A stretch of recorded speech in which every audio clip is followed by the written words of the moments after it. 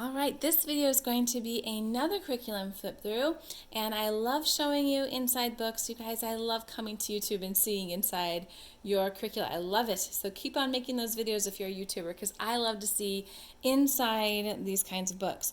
I'm going to show you this today because this is something that I picked up to have on hand for my daughter. I anticipate we very well may get here before kindergarten's over. I don't know. I'm not sure. She's just blazing through, and I knew she would. So when I purchased her homeschool curricula for kindergarten, I went ahead and I bought some things, not the full-blown plan for first grade, but I bought some things that I just kind of suspected we may get to this year in kindergarten for her. I bought a few of those things from the first grade package. This is Storytime Treasures and More Storytime Treasures from Memoria Press. I will, of course, leave a link down below where you can find these. I just highly, highly recommend that you take a look at this before you purchase Language Arts, because this has so much more in it, you guys, than I think a lot of people realize. I have yet to see a thorough flip through of this where they show the real content of the grammar and writing and the like that is actually in here. I don't think for first grade you need anything else for any of the branches of Language Arts than this. I think this is fully encompassing, again, just my personal opinion as a homeschool mama, this is a fully encompassing language arts program for first grade. I don't think you need anything else besides this and the books that go with it, the read-alouds that go with it, or the readers, I should say, that go with it. I'm going to pull this away. I'm not sure if I'm going to show you. If you want to see inside more Storytime Treasures, leave me a comment below. You know, I'm on my 10-minute challenge to try and keep all my videos 10 minutes or less to really make sure that I'm giving you good content in a concise way. So I'm not going to take the time to go through this one in depth, but it is laid out the same way as this one. If you want to see inside this, I will make a separate video about it because it does actually go to a higher skill level, but I think you'll get the gist of what I'm saying by seeing in this book, but I'd be happy to flip to the second one in a separate video. Both of them though would be considered the complete first grade language arts. Okay, so you would do both of them in first grade. Okay, I'm going to open this up maybe and show you the table of contents so you can see real quick. I'll let you look at that for just a second. I would highly suggest that you not skip over this front matter.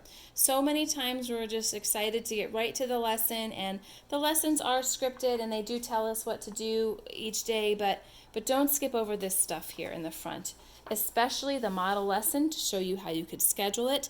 We're actually going to schedule a little different, but I'm going to hold off and save that till we're closer to using it because, of course, you know, my plan may change on that.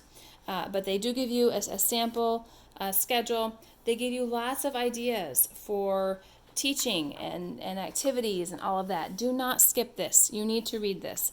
That is just, I feel, essential, because they actually teach you how to do the lessons in a way that I think addresses so many of the problems that people report, you know, using this. One of the things, just as an example, is they say this is too much writing for my first grader, and then to have them do handwriting practice and having them do this and that. This is just so much writing.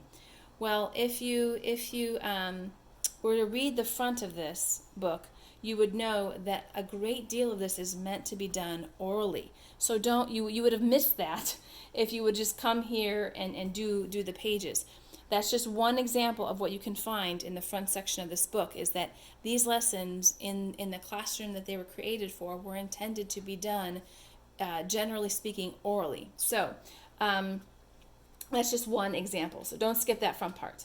All right, what I really want to show you here with this program, because I have seen other flip throughs where they show you kind of how the lessons go and how they flow, but the one thing that I want to make sure I show you is the the comprehensive nature of the types of activities that they'll do. So it's not only just vocabulary and answering comprehension questions about the stories they're reading. This book here on this page is Little Bear, and the child would actually read this. They would do some flashcard work before and things like that, and then answer questions. But one thing that I don't see highlighted a lot in videos that I've seen about this is that they really do introductory grammar and composition. So here you're learning what a sentence is and what a sentence needs. More comprehension and vocabulary, flashcard work, and then let's talk about punctuation. Okay? So there's no need to have any additional language arts courses. This isn't just reading or phonics. This is everything you need for language arts. I'll probably say that a lot in this video because I'm so delighted to have found this. I'm so delighted that I took another look at this because I was so just unsure of what to do for language arts for my first grader because I kind of have learned from some of the choices I made from my son, and I don't want to repeat those mistakes with my daughter. And so I was just so glad to see that there is actually language arts, a complete language arts program built into this course. All right. Answer incomplete sentences. Now again, if you read the beginning of this book, you know this is meant to be done orally. So what the teacher would do is she would write down out on the board or something what the child's answer were, and then they would copy it like copy work. So really is something, it really meets a lot of the things I was looking for. Okay, so we have some more practice here with capitalization in sentences. And I'm just going to skip ahead because I really want to show you a lot of those sections. Learning what a verb is. Because these right here, you guys, these just repeat. Vocabulary, comprehension questions. That's pretty standard for every lesson. But these language sections and the something to do sections, they vary. So those are the ones I want to show you. We're learning about quotation marks. This actually here is getting them to start thinking about creative writing. Some drawing, some work with adjectives. Story analysis. What are characters? What's a setting? Again, very comprehensive but manageable and bite-sized for a first grader. I just love this, you guys. I kind of wish we could use it this year. I mean, I don't want to move her along too quickly, but if we get to this, I will not be sad. This is just exactly what I always have wanted to do for language arts. Compound words, another fun activity working with letter writing. Again, the standard vocab and questions. Now we have some practice with setting and action words, verbs, but we're going to do that with some drawing. Okay, and what I'm showing you down here, if I didn't mention it, this is the student book. This is what the student book would look like.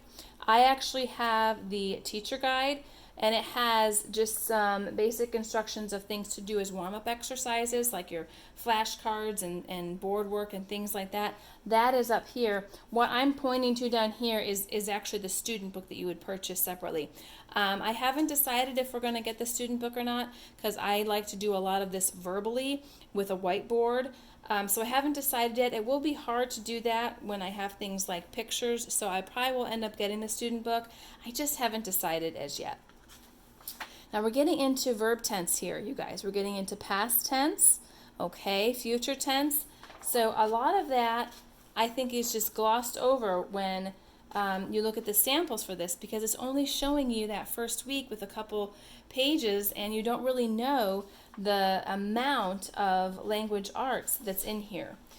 Working with abbreviations, again, our standard question, comprehension question and vocabulary, working with rhyming words, and that about wraps it up. Just for fun, some more drawing. So lots of opportunities for them to just do some fun drawing things, but also plenty, I would say, complete complete language arts for first grade. This just adds on to it. So this would actually be the first part of the year. This would be the second part of the year. Like I said, if you want to see inside this, I would be happy to do that. But I think you get the gist of what I'm saying, that they really do bring in all of the language arts disciplines, the phonics, the reading, the comprehension, the beginning composition, the punctuation, grammar, parts of speech. I mean, everything is in here, and it's done so beautifully by reading books with your kids. It's just absolutely delightful. I'm so excited to use it. I can't recommend it to you enough. I know I haven't used it yet, so I guess, there's that little, disclaimer I should put in, but I have to tell you, this reminds me of their literature guides that I have used with my son.